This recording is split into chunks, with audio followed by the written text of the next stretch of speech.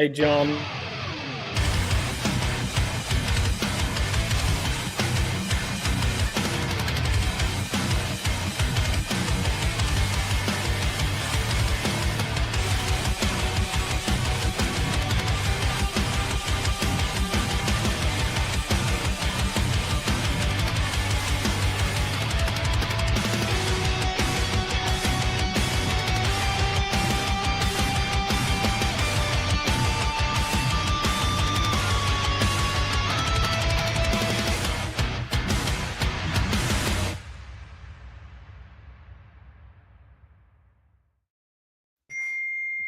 What's up, Wednesday, North America? It's the Idle Zone Syndicate. We are on episode 96 tonight. 96. Inching ever closer. And it's amazing. My two co-hosts may not realize that tonight marks we're starting our third season. Tonight? Believe it or not. Wow. This has gone from drinking a bunch of beer in a bar in Pittsburgh to we're on our third season. So that's pretty cool. That's amazing that we can do something for 3 years without stopping.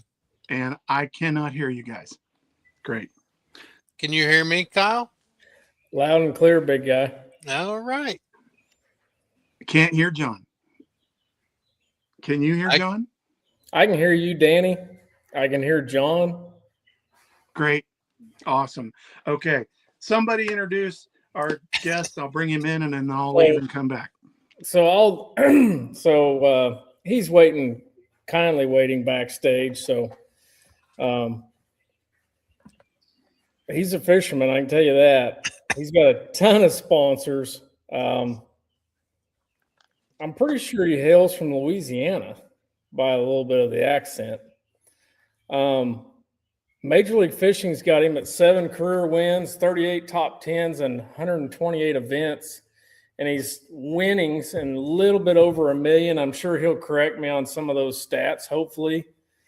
I did quiz him before we came on, and it's been since 2021 since he crushed him on Grand Lake on a topwater. So, Danny, if you wouldn't be so kind as to give us the honor to introduce Nick Lebrun to the show.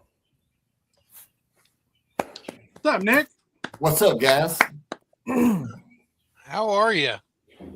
I'm good. Just chilling out on top of a mountain in Beaver Lake, getting ready for Bass Pro Tour. It starts tomorrow. Pea Ridge, Arkansas, or where you staying at? Yeah. It's so Garfield. I'm south of Garfield. My roommate Todd booked this house, and I'm glad I got a 4-wheel drive because you need it to get up here. It's nice once you get up here because it's literally at the top of this mountain, and but it's in the middle of nowhere, and I'm really, really glad that this Wi-Fi is working. So that's probably why it's working, because it's up on top of the mountain. Yeah. They got wild hogs and bears in that part of the country where you're at. Yeah. I hadn't seen none yet because it's been storming and raining and yucky weather. But that's what I hear. I'm going to say, I'm going to tell our viewers right away, because I'm glad you mentioned it in our pre-talk, that you are no info on Grand Lake, because we got a lot of people that watch, and I don't want them throwing out. And I'm glad you said something, because I just rolled off the lake like 10 minutes ago, and I've completely forgot about that. Even though I have some of you guys staying here, I forgot about that. So those that are watching, they can't have any help. Yeah, and basically anywhere that's on our schedule, and but I know that y'all are based out of Grand, And the only info that I ever hear is dumb stuff anyway. Like, oh, at Rayburn, they're on a red rattle trap. I'm like, Yeah. I'm gonna have to report that as a TMI, and I'll text my interpreter and say, hey, don't laugh at this, but I heard red rattle trap at Rayburn. He's like, haha, I already laughed. That's a good one. But listen, you gotta report it to stay legit. So Yep. there you go. Absolutely. Absolutely. Sometimes, Nick, to try to lighten it up even more, does it get like on your nerves is there that many people like in parking lots and gas stations just blurting out red rattle trap on Rayburn? Can they just not help themselves or what? Yeah, there's no self-control in our world anymore. And it's just part of it, like I had an incident this year where I had a fan interaction at a gas station at a particular lake. And this was championship day. So if you followed me this year, you know what lake I'm talking about. And I said, hey, yeah. I said, man, I can't talk about the lake, but nice meeting you. Yeah, take a picture with you, whatever. Did all the stuff. And I'm literally getting in my truck. We said our farewells. And he's like, hey, lizards. I said, man. I said, come on now. I said, man, I can't hear stuff like that. And so again, I had to tell my tournament director, like, don't laugh. But I heard that they're on lizards, and there ain't a lizard in that skeeter out there, right?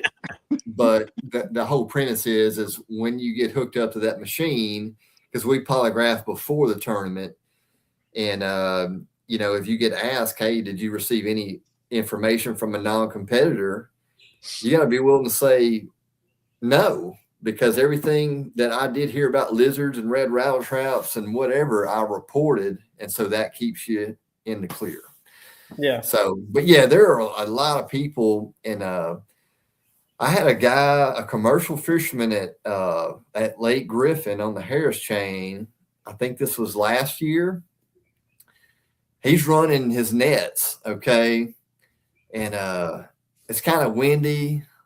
He said, you doing any good? I was like, oh, catching a few. And he said, y'all got a tournament? Like, yep. And I already knew. I'm like, here it comes. He said, hey, come on over here. I want to show you something. I said, man, I said, and I'm like, yeah, I'm like, hey, thanks, but I can't talk about the lake. What? I can't talk about the lake or anything. So, and he cranks his little tiller handle up and starts coming over there at me. Oh, man. I said, here we go.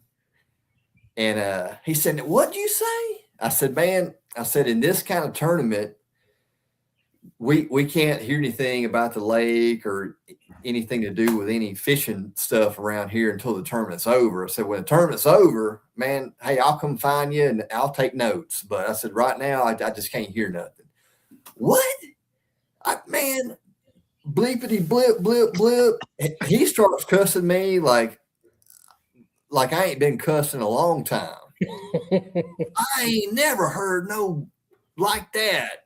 And I've been fishing tournaments for 30 years. And I said, well, do you fish Bass Pro Tour? Oh, I said, dude, you need to go on and leave me alone. And he's still just a cussing that what he said, I just wanted to show you what was in this net and what the bass are feeding on. I said, yeah, I can't hear that. And I had to just kick that ghost on high and throw away from him, and so I'm not painting all Florida commercial fishermen with a broad brush now. So don't, if you got any ugly comments, send them to John. Okay. But that's the kind of stuff that you run into. And what the industry or what the leagues need to figure out is if there's a little 12-year-old boy over there on that dock and I'm fishing his cove right now, I'm like, oh, I don't even need to make eye contact with him because he's going to want to talk about fishing and I can't talk to him, and just ignore him. And that's not good for the sport, right? No. I need to go there and talk to that young man and give him some baits and sign his hat or whatever it's going to be, right? But with everything going on and everybody's on eggshells and everything, like, I don't even want to look at that kid because I know he's going to say something like, they're on a spinnerbait or whatever, you know.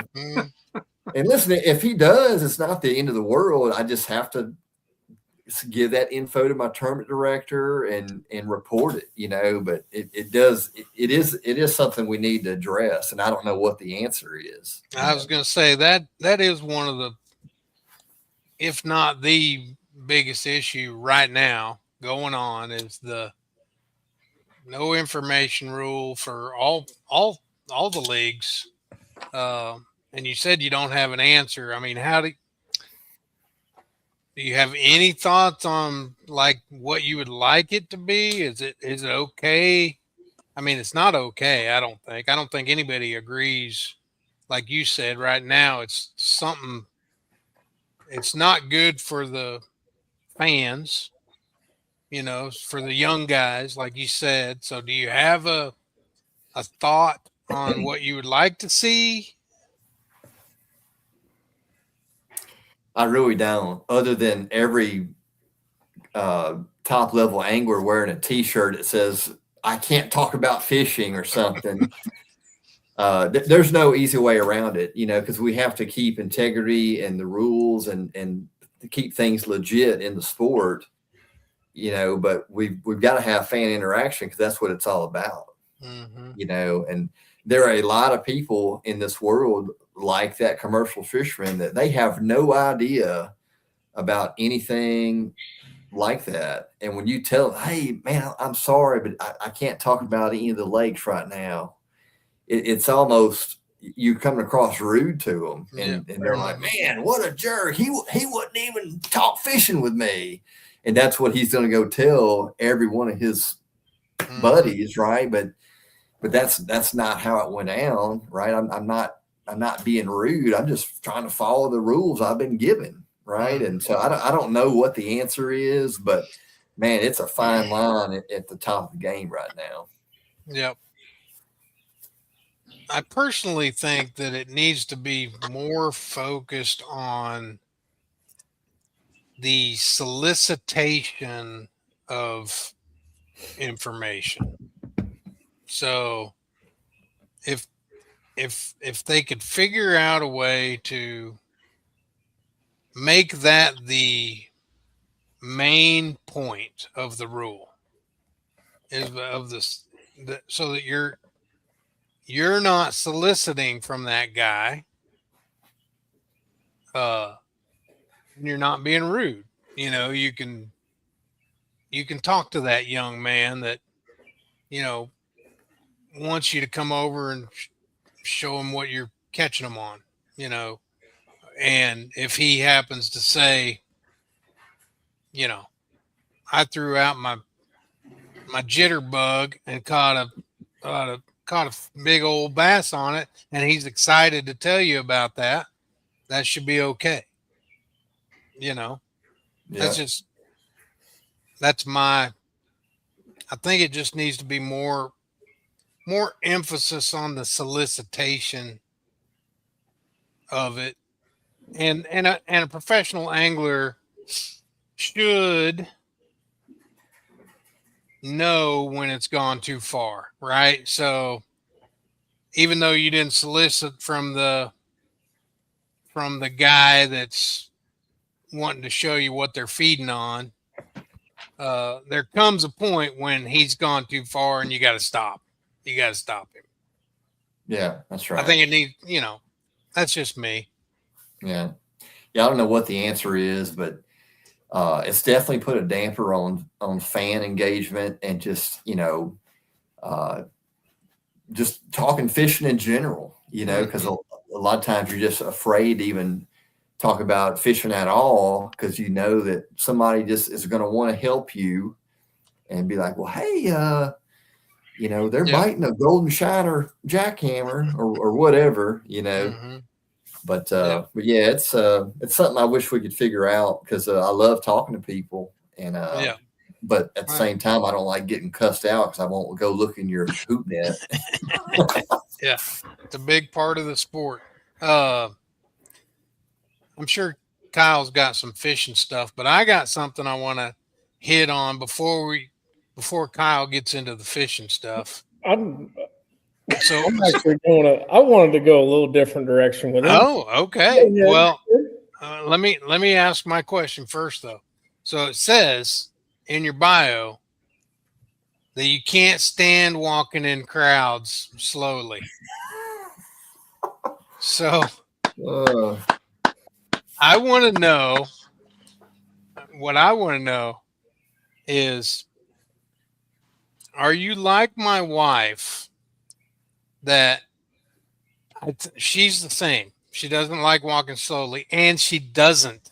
So, like, when we're leaving church, she will run over little old ladies getting out, and I'm like left behind, and she's, gone. Are you that? Yeah. I'm worse than that. Like, I've got to just sit there and be like, hey, let's just chill out for a minute, because I don't want to ruin my day by getting behind somebody walking out of church, And I get that. I do that. So this goes back to, you got to remember, I didn't go pro until I was 33. I was a blue collar truck driver, delivery guy for Bluebell Ice Cream for many years. And when you got in that store, you beeline to the back door, went out there to the freezer aisle, looked at the case, and walked back to your truck, got the ice cream, got checked in, walked back to the case, walked back to your truck, over and over all day. So like you were on mission, because I didn't get paid by the hour. You were on mission to get from point A to point B and back and forth in an efficient way. And I've just carried that over to everything, to walking out of church. And I met my wife, met her on a blind date, told her to meet me at IHOP on the boardwalk by Bass Pro Shops in Bossier, right by Shreveport. And I thought IHOP was like pretty classy, like, but if she was on here, she's like, oh yeah. I was like, I was so mad. I'm like, IHOP, this is the best you got. And but hey, it worked, right? I got her, but we got done at IHOP, and she's like, well, do you just want to walk around the boardwalk for a minute? And I'm like, I said, yeah, sure. And she was the slowest walker. And later I admitted that I was getting dizzy walking so slow. I was like discombobulated. And but it was like some Lifetime movie. You just walk and talk and look at the river, and but I was like wanting to, hey, can we speed this up? Like, let's walk at more of a faster pace. And so we look back at that and laugh. But yeah, I am a fast walker, and like, it's just how I am, and when MLF was asking about weird stuff to put in your bio, I never thought they would have put that, but they did. So there you go. That's awesome. And I get it where you come from. Before my fishing, before I worked at Bass, my first 2 jobs was a Pepsi man. And I used to get so frustrated with the bread guy that would park right in front of the back door with his lightest got product. 3 trays of white bread. Yeah, bread. And you got the Pepsi guy, the beer guys, everybody, everybody else wandering around him, trying to get around him to get to their So you know shelves. about that vendor life then. Oh yeah. And the UPS guys are the same way. So I know we got some UPS guys watching this, or ex UPS guys, or retired UPS guys. At least one. They're the same. They will park right in your way every time Yes. and don't care. Yeah. Okay, I got that off my chest. Go ahead, Kyle. Hey, I got a question for Kyle. So earlier when you said we got Nick Lebrun, and I can tell you he's a fisherman. You can. Like what did you mean by that? I want to take that as a compliment. I just want to make sure. So just, I mean, you know, doing just a little bit of research on you, and I've followed you for quite some time. I mean, your social media, just everything about you. It's there's a bass or a bass fishing activity involved in about everything you post, you know, kind of thing. So, Okay, cool. Just a comment. Yeah, thank you. I go back to Cliff Pace describing Ray Hanselman one time. He says, "Now that one right there, he's a real one," and I'll never forget that. Like Cliff Pace called Ray Hanselman a real fisherman. I'm like, wow, that's like a compliment of the ages right there, you know? So, yeah, I'm Nick the fisherman. Whose jersey is that behind you? That's mine. You hang it for all your podcasts? No, man, I'm just in a little old cabin, log cabin room, and I'm like, this guy does podcasts right. He brings his own background, no matter where he's at. That's awesome. That's all I got. You know, that's awesome.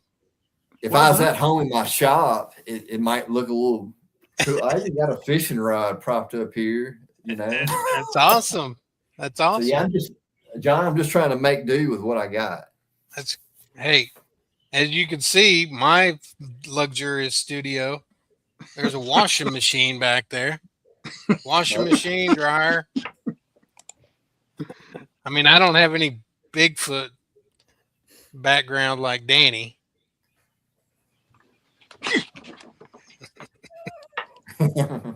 Kyle. So more of a random question than anything. I noticed your title sponsor has been Covington for quite some time, quite a few years now. And then I did some looking, and you've got a couple, 2 or 3 of kind of maybe interesting sponsors. I didn't know if you wanted to just touch on them, talk about how you acquired them, this and that. But so obviously the Covington, is that a lumber company? It is. It's a lumber and hardware store, and it's called Center, Texas. It's in East Texas. It's about an hour and a half away from where I live. And they're like family. They started sponsoring me in 2018 before I ever even went pro. And, you know, Johnny took a chance on me, and I'd taken his son-in-law on an electronics on the water class. And Ryan was like, "Oh man, you should meet my father-in-law. He might sponsor you, you know." And I'm like, "Okay, whatever." And lo and behold, it turned into going on 9 years, you know, that I've been with them, and it's pretty cool, you know. Turned into a good relationship. Good family, yep. And I noticed you got the Teamsters 568 local Teamsters. Yep, that's a UPS truck driver union back where I live. And and I just dogged all the UPS guys. Yeah, I know. You better watch it. You got their back, you know. Well, but they know. They know, though. They know what I'm saying is true. Yeah, there's all your boat parts. But no, that local union, that was one that actually reached out to me. That was just kind of fell in my lap. They said they just wanted to be represented by somebody that's has a kind of a blue collar background and that's local and they believe in what I'm doing and don't really expect anything in return, and I just find it really cool because yeah. like Harlow, is that right? Harlow cattle. Now that's an interesting story right there. I'll give you the short version. Go back 4 or 5 years ago. I'm at a Toyota early in the year at Sam Rayburn. Picked my co-angler up. This guy's like old rusted out Z71. He's got on Wranglers with a wild rag. You know what a wild rag is? Mhm. Okay. And he's pretty green. I can tell like he just bought that fishing rod a few months ago. And we get out there. I run up to like close to Hanks Creek, start throwing a trap, that old red rattle trap. and he catches like a 7-pounder out the back of the boat. And like he's like, man, this is pretty cool. And then like he didn't make about 20 casts the rest of the day because he's back there on the phone. Okay. Yeah. Well, man, if they're coming out of Omaha and they got heifers at $3.89 a pound, well, I'll take 2 truckloads, but they're going to have to go to here and here. And I finally said, dude, what are you doing back there? He said, oh, man, I'm a cattle trader. It's kind of like the stock market. I trade cattle. And all right. And I start kind of quizzing him. And I'm like, and I know that like how many cattle you own is like a symbol of your status and like where you're at, and I said, well, how many cattle you own? And, I'm not going to say the number of what he said, but when he said, well, I mean, it fluctuates weekly, but probably I about fell out of the boat. I'm like, wow. And, but the guy was just super humble. And if you just met him at the stump, you would never know that he is that successful. And a year goes by, we just keep in touch. And he invites me out to his lake house in West Texas, me and my whole entire family. And we really become close friends and stayed in touch. And when I qualified for the Classic, he said, hey, man, I want to sponsor you. I'm like, cool. And I said, man, I totally was not expecting that. He said, yeah, man, you're a good dude. You're fishing a Classic, man. Just, I just want to be in your boat somewhere. So that's how that got started. And I know nothing about the cattle industry, other than what he tells me, but he's taught me a lot of humility, and that picking him up that day at the flagpole at the pavilion, I would have never known like who he was and the stature that man had. And so I always thought that was really cool. It's interesting the relationships that bass fishermen and all, we talked to a lot of them obviously, but it's just interesting what the sport of bass fishing does for people and puts people together that you wouldn't normally meet or run into. And yeah, some of this, just like that story there, some of the ones we've heard have been pretty wild. It is. It really is. And, I don't, if you notice, like, I don't have a lot of like big giant corporate sponsors other than GSM. I've got 5 of their brands, but as far as like that, I try to work with a little bit different companies. For example, a few years ago, I was going to have an opening for a rod sponsor. And I knew that with my 7 followers on Facebook, that if I were to go to a Abu or a Shimano, I'd just be some guy and another name and number on the list. But I pursued TFO because they're a smaller company. they are giantly well known in fly fishing and saltwater, but they were trying to grow in bass fishing, and I love the product, love the people, love the relationship. And I thought, this is something a little bit different that I might be able to actually impact their company and prove value a little bit easier. So in my short career, I've tried to kind of look at things like that when given the opportunity. Good stuff. The last but not least, the last but not least, the one I wanted to ask, because I thought it was just as cool as the rest of them, Cypress Baptist Church. Yeah, man. That's one we've interviewed quite a few guys. You look at all through their sponsors. I don't know that I have talked to anybody that has been, or even, whatever type of sponsorship it is, has put that on their boat. I think that's pretty cool. Yeah, I mean, you're going to get me to start crying talking about this, but man, I remember it like it was yesterday. I qualified to fish the FLW Tour in 2019. It was my rookie year, and I'm a brand new Christian. I'm just, my life is changing, and I'm excited about going pro, but I'm kind of scared at the same time. Because, there's a lot of unknowns, a lot of stuff going on. And I remember thinking, man, like, I don't even know if I should be doing this, because I didn't have a lot of sponsors back in the day.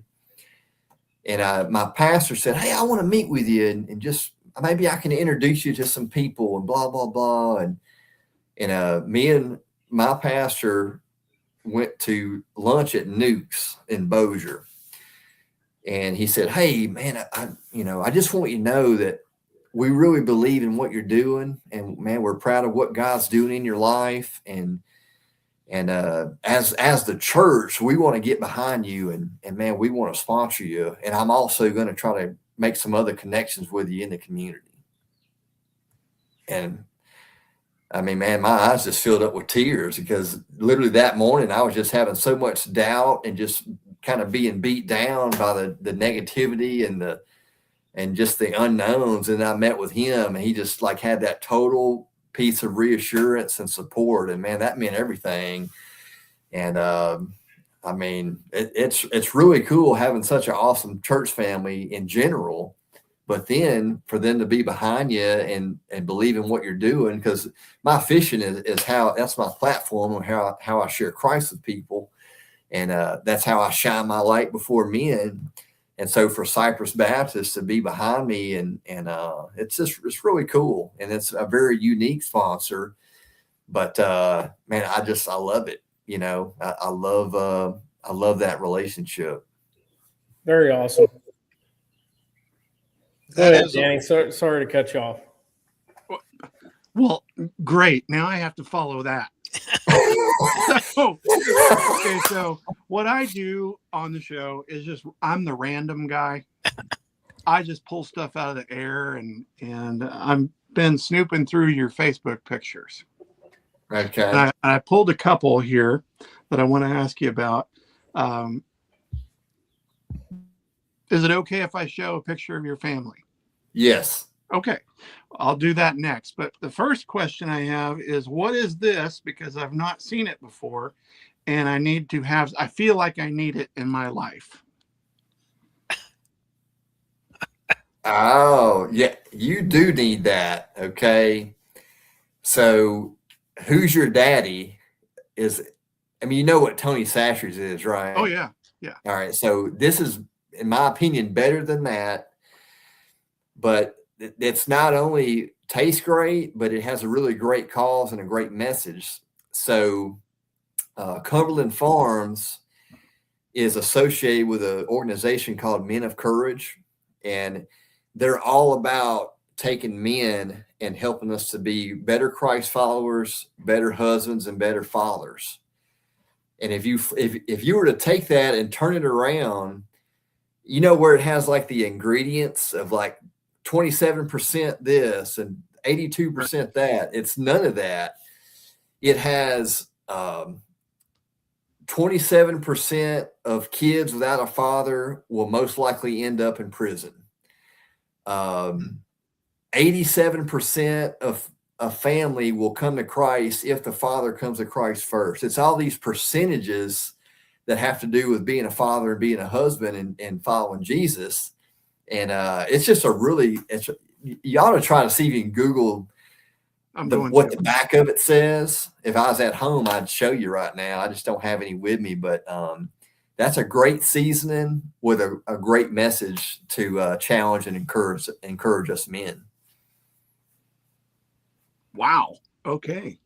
You weren't expecting all that, were you? I thought I was just finding something new to cook with, but wow. Okay. You did. Yeah. I did. And what that comes from is there's another season called Slap Your Mama. You heard that? I love that. So, well, hey, who's your daddy? All righty then. Cool. I'm gonna go Google that right now. Just talk amongst yourselves.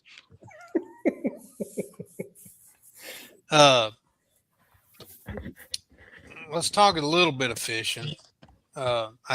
You're having a great year. I think you're 12th in the points.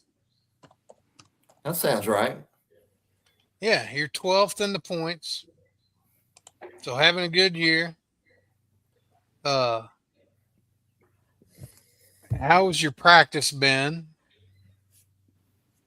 for this tournament? Are you looking forward to it? What's it gonna be like, do you think? Is it gonna be tough fishing? Is it on fire like so many lakes around this area are right now? Yeah, to me, I've never been to Beaver. It's my first time. I've had 2 days on it in my life. That was Monday and Tuesday. It's a giant lake. Like the shoreline is overwhelming. It's got all 3 species in it. And from what I saw, and a lot of my competitors have been saying at the meeting a while ago, you can catch them on scope. All right. That's really not a problem. We only have a 1.8 minimum. But the fishing part, when you turn your forward facing off and those other 2 periods, like that's where it's going to be maybe a little bit different, because when you're just fishing, it seems like the fish are really small, like a pound, like them little peanut spotted bass and that sort of thing. So I think if a guy can unlock an efficient way to catch, 5 to 8 scorables a period when he's not scoping, I think he can do well. And we've had a few BPT guys on, and I like to ask what the strategy is. Your format is unique. All of them are unique now. Everybody's is different, a little bit different. I like the MLF BPT format where you get to use it each day a little bit. Yeah. So what is your strategy? How do you approach? How do you decide after you practice for 2 days? How do you decide when you're going to use it? What period? What goes into that thinking?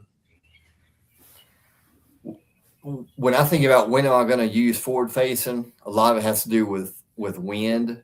If it's going to be getting windier and windier as the day goes on, I'm more likely going to use it early.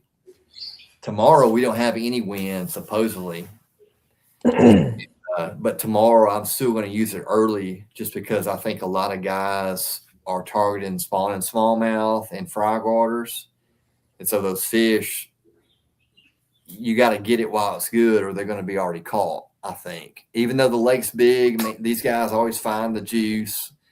Yeah, you could think you found the most hidden nest egg secret spot in the world. There'd be 2 boats on it in the morning. So I think I'm going to go ahead and scope early and just hit as many of these little fish I've got marked as I can. And hopefully my bait's the first one to drop on them. That's kind of my thinking. With that said, Nick, have you? I'm sure you have. Have you? And do you actively use your forward facing to bedfish? Yes, with spawning smallmouth, especially if you look kind of in the right places, if you find a Coke can on the bottom, there's probably going to be one on it. And So a telltale sign of that, if you see an object, even if you don't see the fish, sometimes you'll see the fish kind of glowing beside it. But if you drop something right on top of that, if he'll come straight up like that, that's 9 times out of 10, that's a spawning smallmouth. is I'm trying not to get John too off track, but this is so interesting to me. When you are using perspective mode or scout mode, whatever you want to call it, do you use a 0 degree mount on your trolling motor, or is there like a special angle that you bend your mount, or are you willing? I use a 0 degree fish obsessed mount. I'm buying that mount. That's not a sponsor. I think it's the best out there. But I leave it pretty much level to the water. I don't click it down. That's just kind of training from back home. And even when I'm fishing offshore, I can see a pretty good ways down in the water column, even though it's kind of parallel and shining more out front than down. Yeah. But when it comes to like spawning fish on like a beaver lake or rocky lake, I found I really can't see beds with it anyway. And so I haven't really looked at Scout hardly at all this week, unless it's a fry ball inside a dock and I'm using the Scout mode to see where the slips are or the floats are to really triangulate where exactly that fish is. But as far as seeing beds, I haven't really used it for that this week. Have you found yourself gravitating towards scout mode more so than forward facing in the spring, or no? Forward is still the king and it's still the main deal. But fishing where I live in Louisiana, you got stained water. The fish are spawning. You can't see them with your eyes. It is a really nice tool to accompany forward with. And I do caught a 10-pounder in February. I saw it on Scout first. wow, And then I panned over there and oh wow, there she is. Okay, so it is a tool, but if I had to just pick one, I'd still pick forward all day long. But we can have 2 transducers, so there's no reason not to have it on your boat. I agree. Cool. I just started using scout mode, like trying to learn it like this spring real early, and found some stuff with it. Can actually see some stuff with it. I don't have a 0 degree yet, but I think I do. I think I agree. I think I need one. Yeah, are you running Garmin or Lowrance? I run Lowrance. Yeah. Lowrance's stock mount is a little low. Yeah. And the reason you can test that is if you pull your trolling motor cord and just kind of yank it up an inch or two, it'll really come alive. Interesting. But I can tell you this now that it's out, the new Active Target 2 XL, it comes with a 0 degree mount and it's adjustable and it's legit. Yeah. We knew that our old Active Target 2 mount like needed some improvement, and they really did a great job on that for this XL. Yeah. Cool. So do you think I should trade in my Active Target 1 original from whenever it first came out? I mean, hey, if it ain't broke, don't fix it. Well, I don't know if it's broke or not because I can't catch fish with it. So are you more of a hoper? Yeah, I'm a bank beater. I don't. I'm old. I'm old, and I'm not. I Yeah. Well, don't have anything against it. I'm just not. I've got it, and I'll mess with it every once in a while, but not enough to get good at it, and I know that. But I mean, don't get mad and quit fishing the way no, so I'm many not. guys are doing, No, right? I mean, that's ridiculous. I know it wears me out, but that's a whole nother podcast. But Yeah, that's ridiculous. Do you have a weakness in your fishing game? Something you need to work yeah, on, like I do, like my active target? yeah. I mean, I've got a lot of weaknesses. Just probably the thing that jumps out the most at me is northern smallmouth and current. When the wind blows against the current, my track record is terrible when that happens. And but here's the thing: that's not something I can just go practice next week when I'm off, right? Yeah, right. And it's just it's situational. But when I think of one thing that I'd really like to dial in more on, it would be that. And what is your strength? What is your favorite best thing? You think you're the best? Like when they're doing that, you're excited. Man, I not the best at anything. If I think one thing I'm known for is maybe like pitching a crankbait on trees and stuff like that, and you know, pitching baits that traditionally aren't known for being pitched, stuff with treble hooks. Mm-hmm. And maybe deflecting off cypress trees, that sort of thing. But like that's such a niche thing. We just don't ever get to do that anywhere.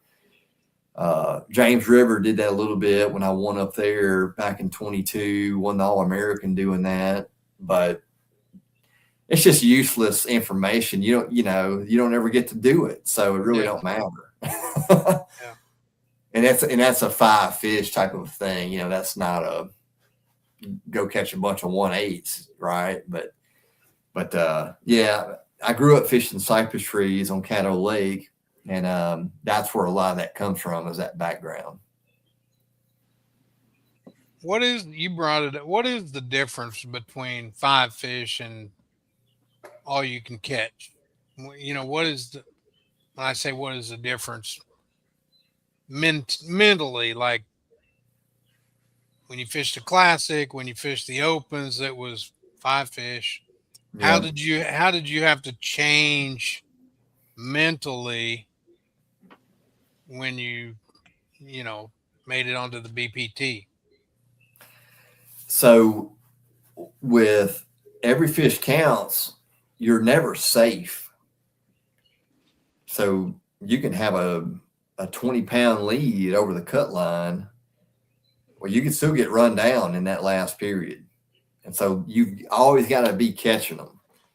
And it's not about getting 5 bites a day. Like one thing I love and I really miss is picking up one rod and fishing for 5 bites a day. And if you get 7 bites, you're going to have a sack. Mm-hmm. Bass Pro Tour, most of the time, Whitney and Waco was not like this, but most of the time you got to fish for bites. You got to have 25 rods out and have a few different ways to just get bites, whether they are 1/8 or 5-pounders. You got to just go out and generate bites, and you can't just be locked into one thing. You got to know how to catch them scoping. And then you got to know how to catch them fishing about 8 different ways and have all this plan A, B, C, and D. And to me, with a 5 fish tournament, it's like, hey, I don't care what happens. I'm going to zip tie that plopper rod in my hand, and I'm not going to put it down tomorrow. Mm-hmm. And if I have 3 fish for 10 pounds, then so be it. But that's what I'm going to do. Like, I love stuff like that. But with Bass Pro Tour, every fish counts. You got to be getting bites and you got to be running and gunning, and it's way more stressful because you're never safe. You know, you never can let off the gas. Even if you've got a 30-pound lead, you know you're in the cut. Well, you better go practice for the knockout round and then championship round, and you always got to be looking for the next thing. And it's definitely put more gray hair on me. You know, it can be so fun and so just such a mountaintop moment when you're above that cut line or you jump above it in the last second. But man, you come out lowest of lows and you get knocked out, or, you know, you're just short, you know, but we're being told that's what the fans like. And that's why the views are so high. But I'm like, dang, it comes at a cost of taking years off your life. So do you get excited? Maybe excited's not the right word. Do you get excited if you pre-fish for a couple days and you think it's going to be like super tough? Like it's, you know, people aren't going to catch 40 pounds in the first hour. You know, it's rare. You don't go to very many fisheries that it happens, but when it does that excite you? Because now 5 good bites might do it.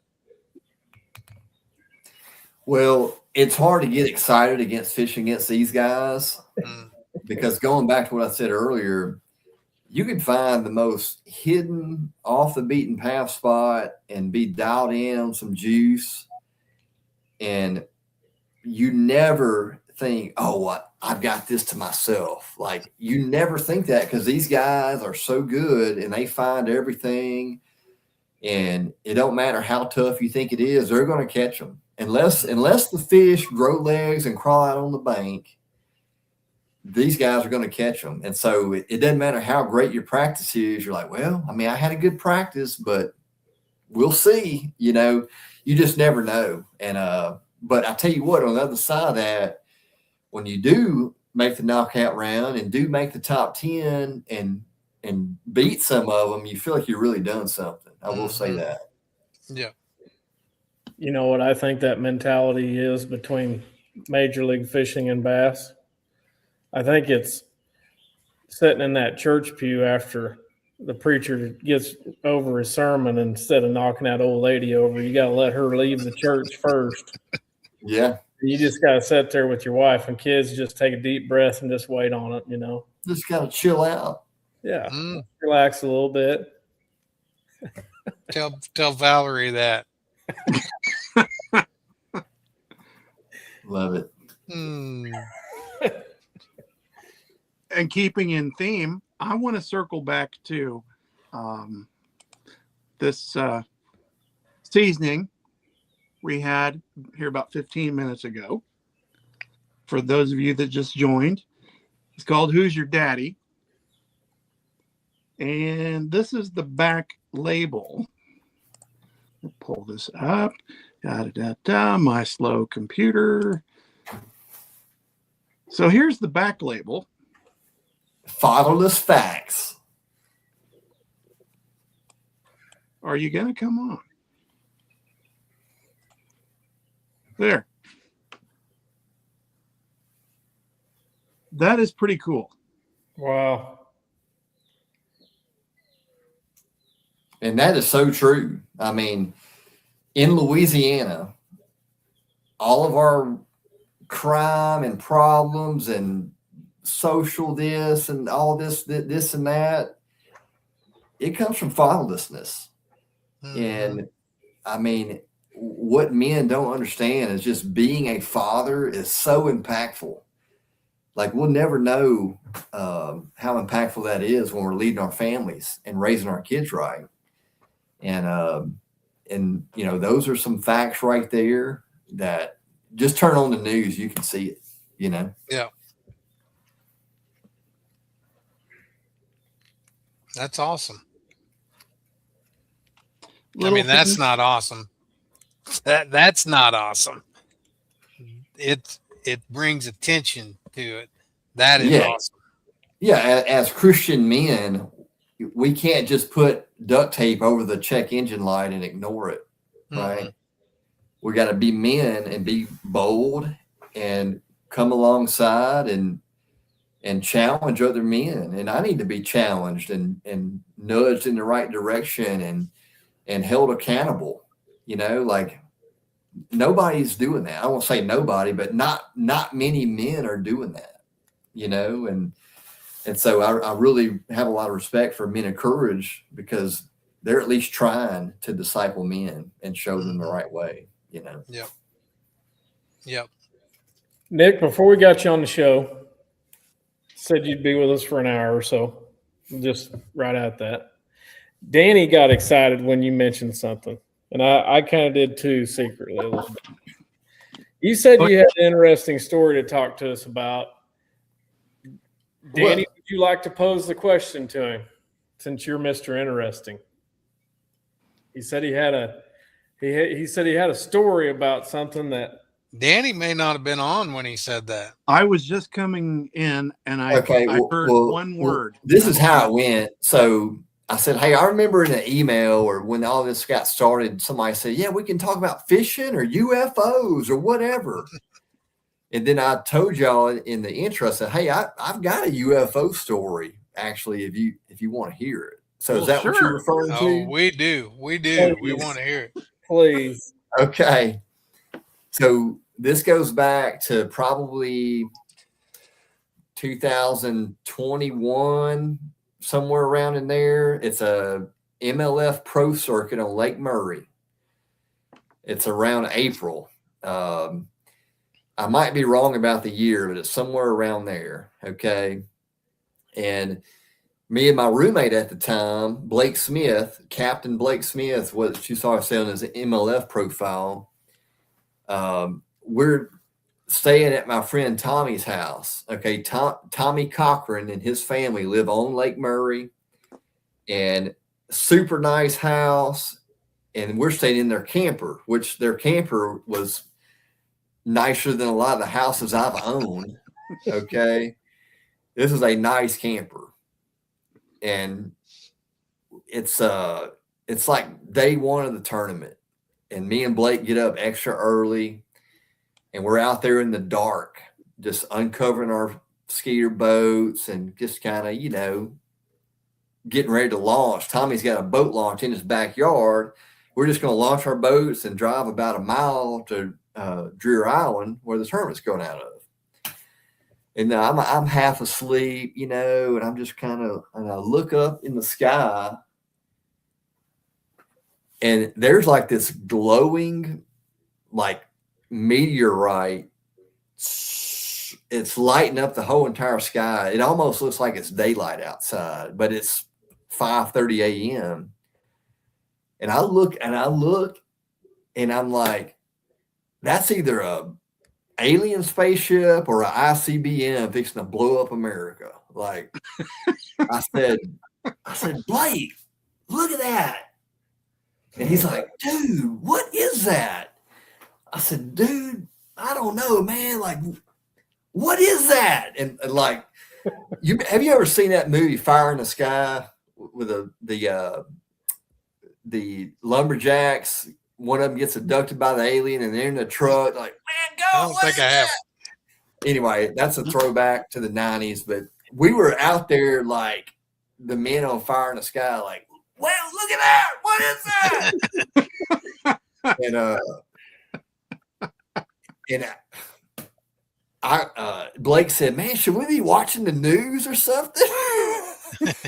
And so I hadn't known Tommy very long, but I picked up the phone and I called Tommy. This is like 5:30 in the morning. He's in the house asleep with his family. And he answered on the first ring, hello? And in my like spooky Liam Neeson voice, I said, come outside right now. And I hung up. And this dude walks out there on his patio in his underwear. And he goes, man, what's wrong? I said, look at that. Look at that. What is that? And he and his wife didn't come out there by now, and they both look up there and they're like, "Oh, that's one of those SpaceX spaceships."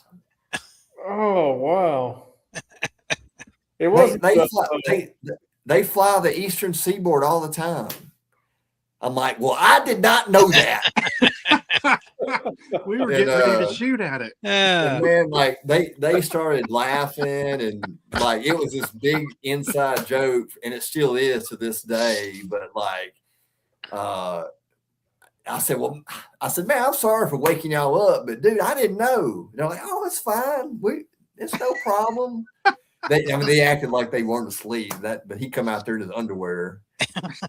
And that evening we got back and they had cooked dinner. We're all sitting around cutting up. I said, hey, Tommy, I said, what did you think when I called you this morning? He said, I thought Blake was dead. He said, I thought you backed over Blake and killed him or something. Like I said, well, dang. Wow. So man, that's my one time I saw a UFO, but thank you, SpaceX. I did not know that was your flight path. That's funny. I saw two fighter jets dogfight practicing on Toledo Bend when I was down there. Oh man. And dude, if it had been dark when I was encountered that whole deal, I would have said the same thing. Man, my original childhood dream was to be a fighter pilot. That's what I wanted to do. But then I went to the fair and rolled the Ferris wheel and threw up. Because I'm like, all right, well, scratch dream number one. A Ferris wheel? Yeah, like just a Ferris wheel. Like stuff. That's funny. Just like kiddie ride. And I couldn't handle it. I threw up. So I had to go with life dream number 2, which is being a pro angler. So it worked out. Hey. Yeah, had to settle. That's funny. Yeah. That's a good story. Danny, before we let him go, ask him your last question and then we'll. I think we've covered that. Have we? Well, we've got most of it. I want to show this picture real quick. Okay. There's a reason I chose this one. I chose this one specifically for John. And with Nick's permission, this is his family. Or I assume his family. Yep. Oh my gosh. Look at that glorious young man's shirt, John. He needs a new shirt. I love it. I absolutely love it. Yeah. So John, what you got against Buckeye? What's up with that? No. Nothing against Buckeye. Are you talking about the Chiefs shirt? The little guy needs a new shirt. The winning shirt. Okay, so here's a backstory. My wife is actually from Missouri, from Chillicothe, Missouri. Uh-huh. And my father-in-law is like the biggest Chiefs fan you ever meet. And my family doesn't even watch sports unless it's fishing. But my father-in-law is getting all my kids all this Chiefs gear. And so that's what that's about. So blame my father-in-law, not me. I couldn't tell you who won the Super Bowl last year. So not the Chiefs. Was not nor the Broncos. Nor the Broncos, darn it. Yeah. Final random question. Okay. Craziest thing, most unexplainable thing, or you can explain it. Craziest thing you've seen on your sonar screen. A trampoline completely submerged in the water with the safety walls up, but just perfectly set down on the bottom in Lake Murray, and you can see it on active target plain as day. And try to see if I can find it real quick here. I just typed in screen. I'm searching. But it was I can't remember what year it was. It may have been when we were there last year for Bass Pro Tour at Lake Murray. Here it is right here. It was Bass Pro Tour Lake Murray, and I'm just out there panning around, looking around, scoping, and found this dude, and it was just like plain as day. I just had it. Here it is right here. So can you see that or not? It's a real, you can see the bottom screen kind of. See if I can pause it. I don't know about that. Oh yeah. Yeah. Yeah. Yeah, that But- angle you can see it. But it's on my Instagram. But when I pan around, you can see the other frame parts, and it was just really cool.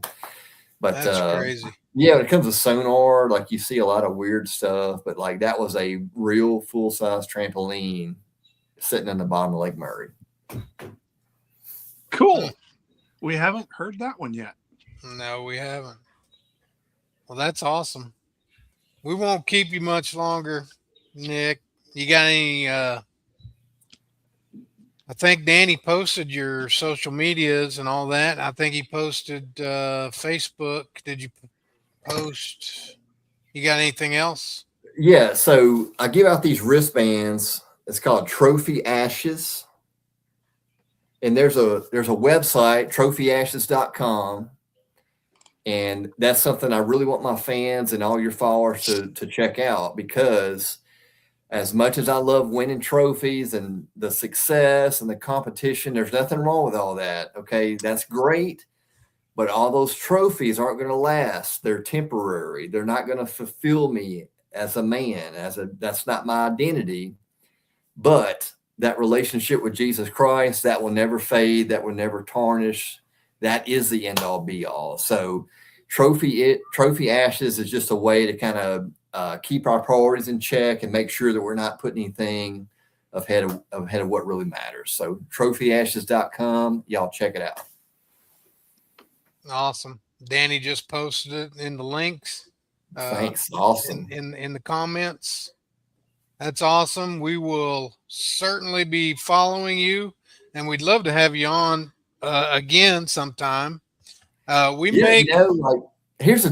what I'll say. With podcasts, you never really know what you're going to get, but this had been probably the most enjoyable, funnest, engaging podcast I've ever done. So y'all keep up the good work, and I will come back.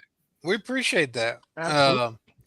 We do make our guests promise, and our guests have had a pretty good track record to come on the show as soon as they win their next event, which we've had several guests that it's been recent after they've been on the show. So I'm not saying our show is lucky. Well, yeah, I am. I mean, I'm saying I that. will. Tucker Smith was on our show 3 times last year. Pat Schlopper was on our show 3 times last year. If I win, whether it be Sunday or in 2032, I'll FaceTime you while walking out of church. Like that can be the show intro. Awesome. That'll be awesome. Thank you, Nick. Appreciate you coming on. Tell your roommate I know he's a shy guy. I know he's shy. He doesn't like to come on. We need to get him on here sometime. Get him on. Maybe you can get him talking a little bit. I'm trying to work with him. Yeah, work on that. Work on that.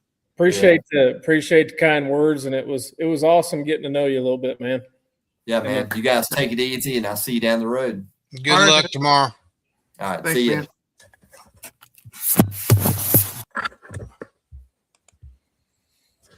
Very cool, dude. Awesome. I didn't know him very well. I've met him, but Small break. I'll be right back. I was excited about this show. I thought it would be exactly what it was, I think. Mm-hmm. Cool.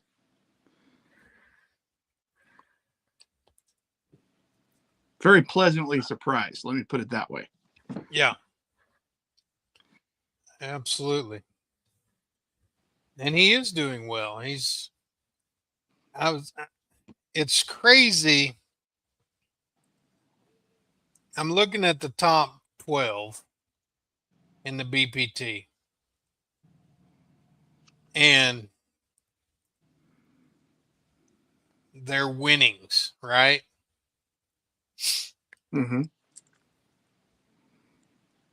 He's very consistent, where I think some of these others have had one or two good events. He's been consistent over all of them. Because, I mean, if you look at their winnings, Jacob Wheeler, of course, because he won Red Crest, but he's got $500,000 already this year. Zach Burge, 231, he's hot. Drew Gill, 210. Justin Lucas, 100,000. Michael Neal, 74,000. Jacob Walker, 105. Spencer Sheffield, 84. Keith Carson, 55. Jeff Sprague, 75. 10th place, Adrian Avina, 55. Takahiro's having a good year. He's in 11th, 206,000. And then you got Nick, 12th place, 37,000. Like, everybody above him has made over 50 grand.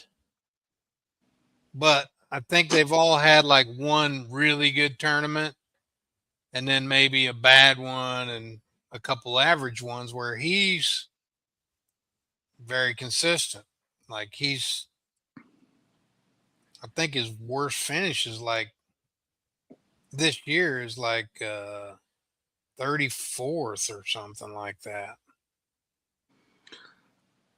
You know, when I earlier, when I got home, I had pulled the laptop out and was looking at stuff, and I looked at his bass stats, and he had 12 events with bass and finished in the money 10 of the 12 times.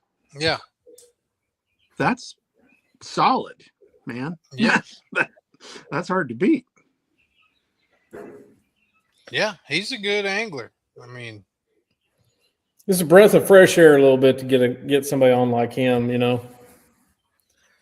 I mean, Yeah. I'm speaking for myself a little bit. You know, sometimes you just need somebody to put a foot in your butt and kick you over the ledge if you get a little bit on the mental side of things, kind of deal. And he's one of those guys, you know, that you talk to him for just a little bit, and he just kind of picks you up and shakes you for just a minute, and it was enjoyable. yeah, he's a good dude. I put him at the top of the list of guys we want to have on again. Absolutely. Absolutely. It's nice to not always talk about fishing a whole lot with the guys, you know. And I think they enjoy that. I enjoy getting to know them. Yeah, I think they enjoy that too. I mean, about anybody you see on a podcast, they're talking techniques, and it's the same old. And me, myself, and I, you know, my purpose for being interested and entertained on this deal is to not necessarily talk about how to throw a wacky rig in 20 foot of water on scope. It's to listen to how they got to where they were at, or maybe something interesting about what they do in their spare time. Well, yeah, that's me too. I mean, anybody can ask, how do you rig this? How do you rig this? How do you fish this? Yeah. What do you throw this on? And, you know, that has to just grind on you. I mean, yeah, it's your profession and you're happy to promote products for your sponsors, but that just has to eat at you. I mean, it eats at me because I watched and listened to so many different podcasts and YouTube shows and stuff like that, and it just kind of gets old, and it gets so repetitive that it's almost like you want to do everything but talk about stuff like that. Really, it sounds weird, but I'm that way right now. I don't know. And you know, I just happen to across that picture of that seasoning. And I just thought that'd be a conversation starter about cooking or something. Mhm. You know, he had burgers on the Blackstone with it. Dude is from Louisiana. There is some good foods down there. Oh, yeah. Hey, Peter, what's up? Richard? It's good to see Richard. Saw Richard Saturday at the Bassmaster Open. Came down, watched the weigh-in. I Yes. want to see Richard, and I haven't seen him in a while, but I hope he's doing better. I think he's got to be on the tail end of the mend on this whole deal. So I think he was on crutches still, but he just I think he was just in a boot. Correct me if I'm wrong, Richard, but I think he just had a boot on. I'm He might have. assuming we'll probably see him at the Stong tournament. That may be my first meet and greet with him for the year. I don't know. Usually I catch him on the water a time or two during the year. Yeah. I gotta ask you guys your opinion about something. Okay. My real opinion or my show opinion? Both. Okay. Tuesday Night Live at Table Rock Was awesome. I didn't watch it. I don't remember what your guys' reactions were about it, but I didn't watch it. Can you watch it again? Like, is it archived somewhere? uh, I don't know where, but I'm sure it is. Gotta be. On YouTube, if nothing else. Gotta be. And I'm Let's sure it'll be on the Roku channel. Zona and Mercer together are kind of funny. And I know, actually we know some of that background. Mark Zona, KBD, where Dave Mercer gives them a lot of credit for him getting the job at Bass and this and that. But it was cool to watch those guys together, kind of off script, do their thing. And what was really neat about it was cool to watch the 8 pros team up with just, I guess it was a random pairing. I'm not real for sure. Well, you could vote on Bassmaster.com. Yeah. Oh, okay. The fans voted who to put together. Even more interesting. Yeah, I did not know that. It's on YouTube. You need to check it out. It's just reminds me of what everybody does weekly on a lot of these lakes. Yeah, There's no drama. There's no drama. It was just fun. There was a heck of a bunch of cash involved for a Tuesday nighter with 8 boats. There was $5,000 involved. That was nice. Yeah. I should have asked. I talked to Chris Bowes today. I should have asked him, because I could have swore I thought somewhere along the way that Bass was paying these guys to come do it. And then I thought the cash was like a side pot, like that the anglers put together. It might have been both. It might have been both put together. I don't know. I'll try to find that out.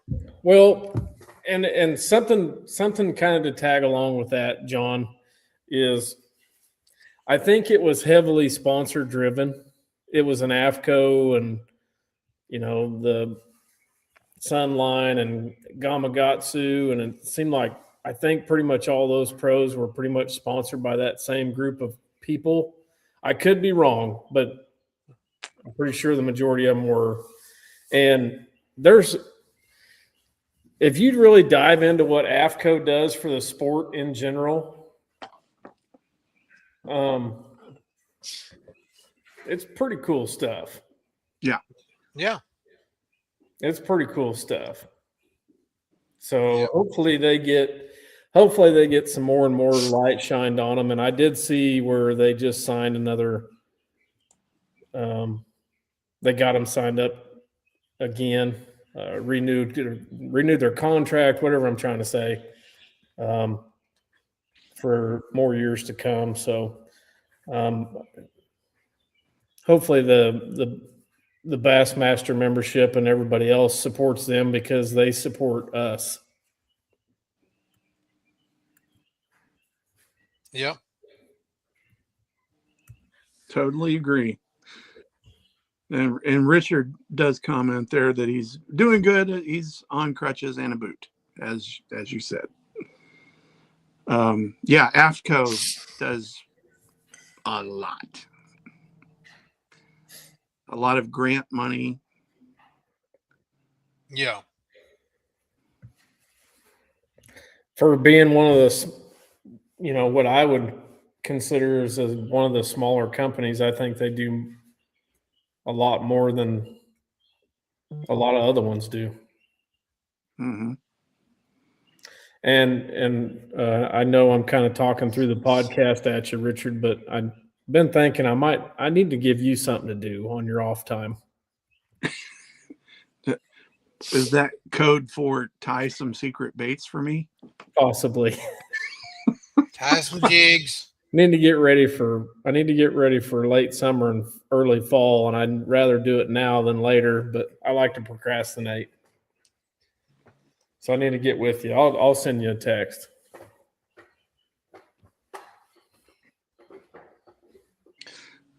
Well, I have a little problem myself. Uh-oh.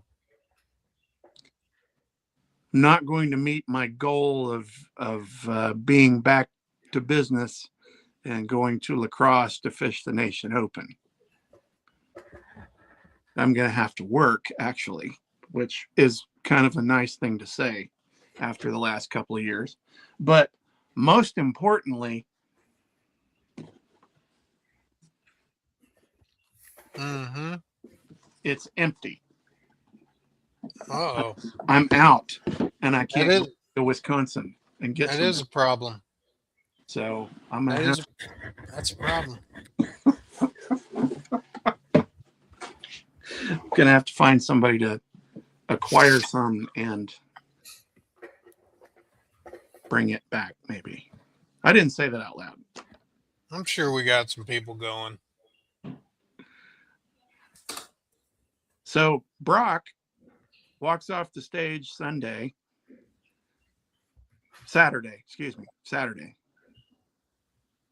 and then drives to North Carolina to fish, what is it, Norman? Yep. This week for the Open. Yep. He had the money to do it. Did all right. Doing all right. He's doing all right. I talked to him a little bit. He's leading AOY Yeah. in the Open. He's not just doing all right, guys. He's been leading it for a couple 3 months now. I mean, I'm just going to be honest with y'all. Like, there ain't no sense in tiptoeing around the tulips. The dude's crushing it, and he deserves some props from the local guys. Because he's kicking it right now. Yeah. You know, I was on the board when he was in grade school and fishing the Kansas Bass Nation Junior Division and then the high school division and then the college. You know, and he's been one of those that's caught a little guff about forward facing. So for him to finish third the other day without the forward facing, that was huge. The one thing I'll say, and I'm saying this because I hope he hears it at some point. is I get it. Clutch glide baits. Clutch glide baits are the almighty when it comes to glide baits. But I really hope that he's being truthful on what he caught him on. You know what I'm saying? Don't just give the sponsor a plug to give the sponsor a plug. Like I saw a fish catch or two on it. That's cool. But I also saw some other baits on the front deck of the boat. Don't be putting out too much false information there, buddy. Do you know that he didn't? I'm just saying. Maybe I'm just calling him out. I don't know. Oh, just picking at you. Just picking at you. I think I mean, I talked to him in person, looked him in the eye. So I think I'm pretty sure that's what he was using. Well, it was definitely on the front deck of his boat during picture day morning of the launch. And if he figured him out and caught him and put him on the scales, and I mean, I thought it was great for him. Yep. Saying. No, I think that's what he was doing. I'm glad for him, and I did talk to him, and he's he had a call or an interview or something with a title sponsor this week that I hope goes through for him, so he can get rid of the duct tape on his jersey. I did tell him, and I even cleared this with Valerie, that if the title sponsor doesn't come through, that I would buy him some new jerseys. That the Lake Lodge would buy him some new jerseys. So, as long as he puts us on there somewhere. So, but if he gets a title sponsor, it won't be necessary. I told him I could not wrap his boat, so the duct tape on his wrap is going to have to stay. Well, we could paint the duct tape. I mean, the dude doesn't either. He's got to do something about that, because that does not look great. Well, he's just patching a hole in the side of that bass cat. Oh my gosh. He hit a big dock and he didn't have time to take to the fiberglass. On both sides. On both sides. He hit a big old giant dock and he didn't have time to take it to the fiberglass shop, so he put duct tape over it. Mm-hmm. I mean, I can't make any more excuses for a little redneck kid from Kansas City. It is what it is. Yep. Okay. Yeah. Let's move on. Now that Nick's gone, we can actually talk about the Grand. I mean, they whacked them. I mean, did you see anglers in action? And they turned around and whacked them too. I'm not for sure if there's a 5 or 6 pounder left in the lake to be caught. There is. Well, good. I'd like to catch one on Saturday. Yeah. I didn't catch any 5 pounders, but I caught some good ones today. The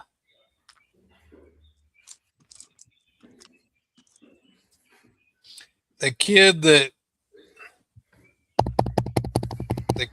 got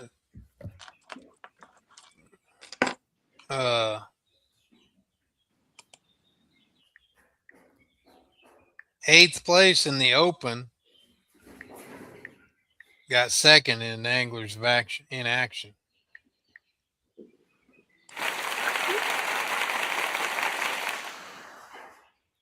Who was that, John? Ethan Fields. Where's he from?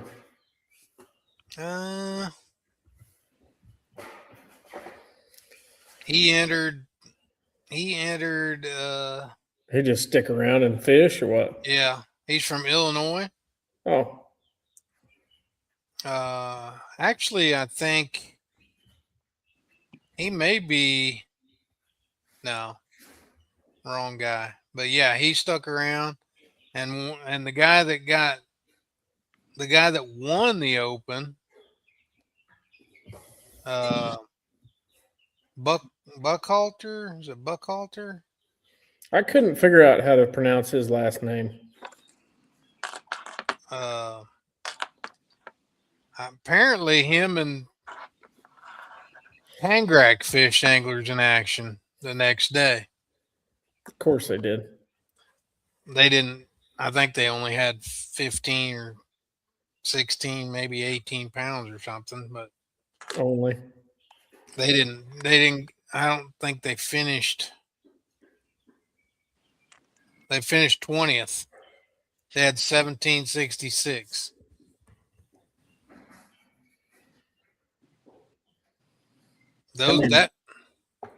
Huh? Nothing. I'm good. Go ahead.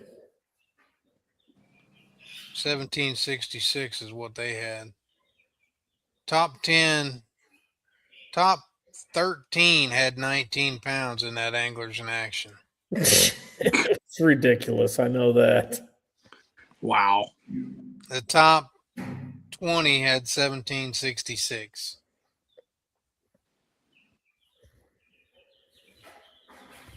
It's crazy. Some of them were scoping, but that Bassmaster was not a scope deal. Crazy.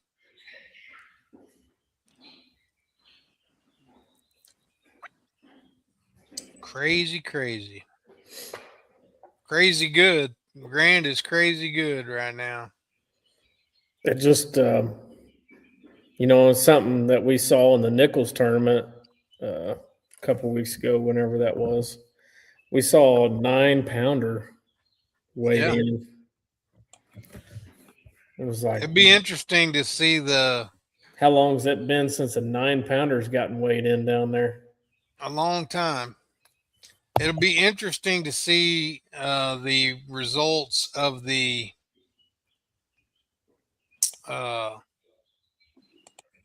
sampling that they did. And I hope they're doing more tournaments this year. But they sampled some fish from our ABA tournament, checking the DNA, seeing if the F1 strain is taken, and because gosh, it sure seems like it is right now, For sure.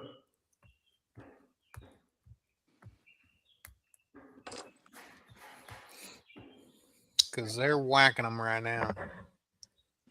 So you got Future Bass, Bassmasters at the Lake Norman. So Brock is at Lake Norman. We got the BPT at Beaver. What else?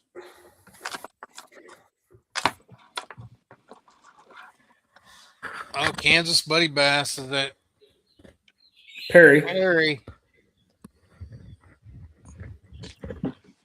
And my partner's fishing with somebody else on Saturday, so and I got a barbecue or something here that I gotta attend. So I'm just driving up Saturday afternoon and fishing with my alternate, Mr. Waters. Just trying to stay up in the points. Is Perry a smallmouth lake? Yeah. Supposedly. But I don't think they're catching them. Do you want to catch them?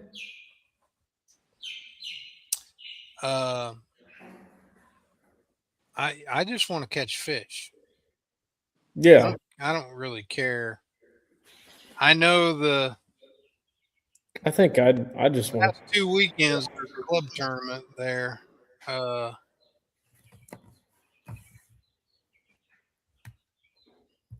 guess maybe last weekend.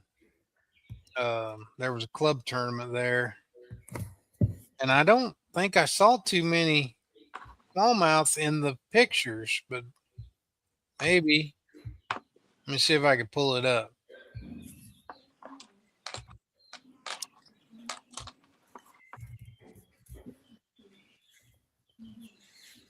I think I know what I'd do at Perry to catch fish.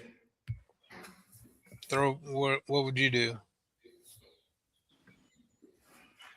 I'd go find some dirtier water and throw a spinnerbait and a chatterbait. Yeah, That's what I'd do. that's probably a pretty good. I don't know if Perry. I don't want to speak out of. I mean, turn, but Jeff, I don't know if Perry's got dirty water or not because it does. I've never been there. Jeff But I went. think find Jeff some went dirty Friday water. and Saturday. Oh, Jeff went. He went Friday and Saturday, but he struggled. yeah. I don't know. He said he had. He said he had like 12 or 13 pounds. Let me see. I'm looking at the pictures, and I'm seeing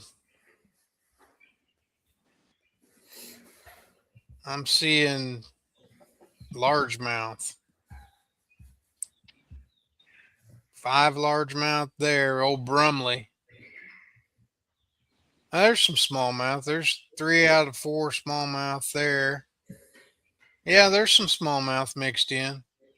And you know, honestly, in the springtime, even in the middle of April, late April, and at Big Hill, what I used to do to catch smallmouth if the wind was blowing was I'd go out on the main lake when it was still fairly clear, and I'd take a jerk bait and put a jerk bait on, and I'd just jerk it as hard as I possibly could in the wind. When you know, you traditionally would think the jerk bait bite was gone, or well, the water's too warm for jerk bait. But man, those smallmouth love the wind, and you just You know what else they love? nowadays you can put the trolling motor on spot lock and fish as windy a bank as you want. You know what else smallmouth love? They don't like tubes. They love a tube. Oh yeah. At all. They love a tube. All kidding and chortling aside, John, did you see that it's high? Perry is high. They can't use the ramp that was planned. Drew made a post this afternoon that he was looking around somewhere else to launch. They may end up postponing it. I got an email or text from a guy that works there at the Corps of Engineers. He says it's 4 feet high. And it looks great. That was his exact words. So I bet it does. I mean, I didn't know that. No, I'm gonna change my tune about the dirty water and the spinner. I'd be fripping.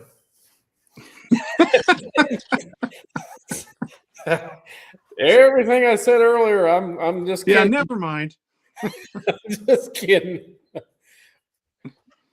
Oh, geez. I'm coming with my flipping stick. You guys.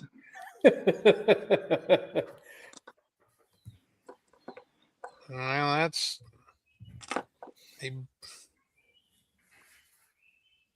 no, I didn't see that post.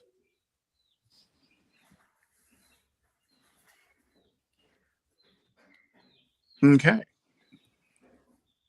I mean, does Perry only have one boat ramp? No, it was just the one that it was permitted for is underwater, I guess. Well, just put in next to it off the bank or something. Yeah.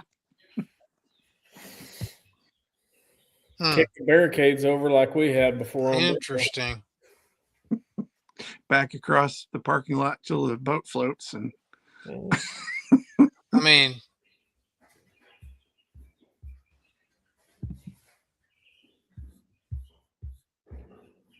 I can't. It's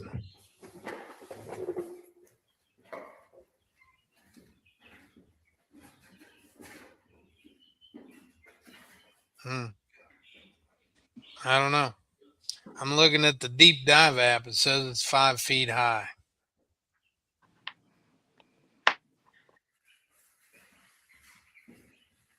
Kind of crazy that would 5 feet would do. I mean, our cabin that we're staying in is right next to the boat ramp. So The cabin that you were staying in? yeah, apparently. I don't know. I haven't got any emails saying it's closed or something. Well, heck no, they're going to let you drive all the way up there. Well, yeah. Interesting. And I don't even know where Perry's at. Well, I hope they let me know before.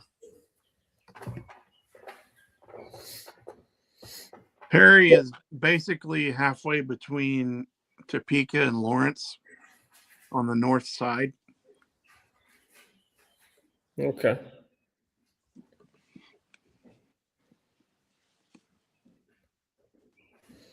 Well, all right then. Yeah. I mean, we could have the tournament at Grand. What a shame that would be.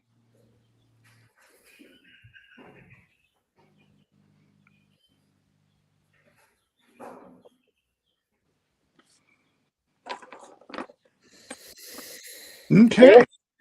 All right then, boys. Good show.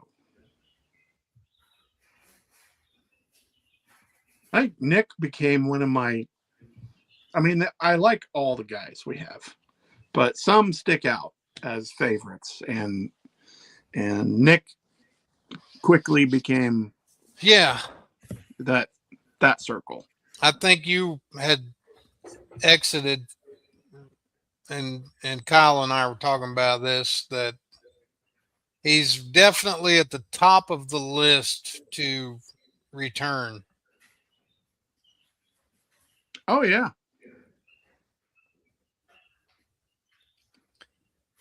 Okay, I'm looking at the Kansas Buddy Bass. He got confirmation on a different ramp, so tournament is still on.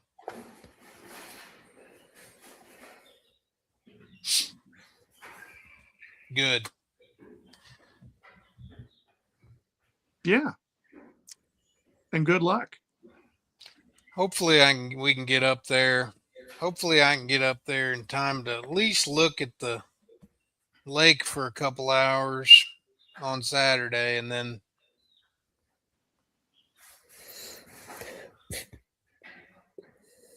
just wing it. Sometimes that works out. Mm-hmm. Hope so. Kyle, good luck this weekend. Now, who was it we have next week? Who do we have next week? Oh, the latest Elite Series winner, Jacob Fouts, returning guest. Awesome.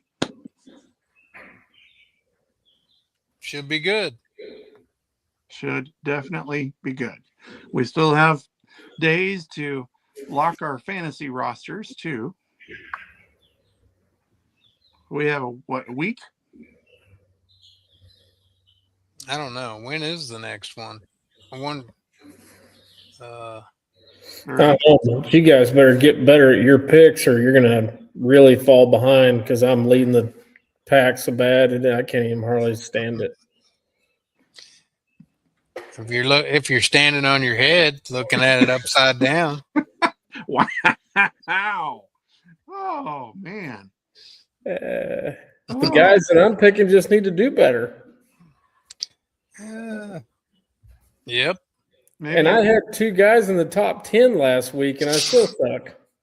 Maybe you should send them a sharply worded email.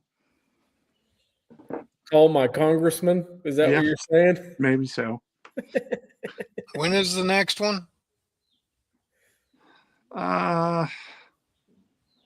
7 days. Next week. There we go. Okay. 7 days. So I wonder if Jacob realizes that. Tentatively scheduled to have Jacob on Yeah, there we next go. week.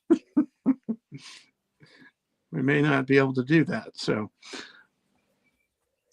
we'll just wing it. I think he'll come on. We'll see. Wrong, Vanessa. Guys, thanks for watching. It was another great show. Thank you for the last 96 episodes. We continue forward with our 3rd season, believe it or not. Please share. Like and Please share. subscribe. Because there's a lot of people out there that ought to be seeing folks like Nick Lebrun. Yeah. You know what? We don't care if they see us. Yes. No. We're just giving you the chance to ask them a question live. Yeah.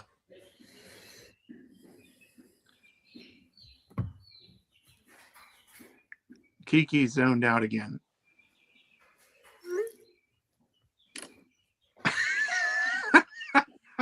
Hey, see you next week. Later.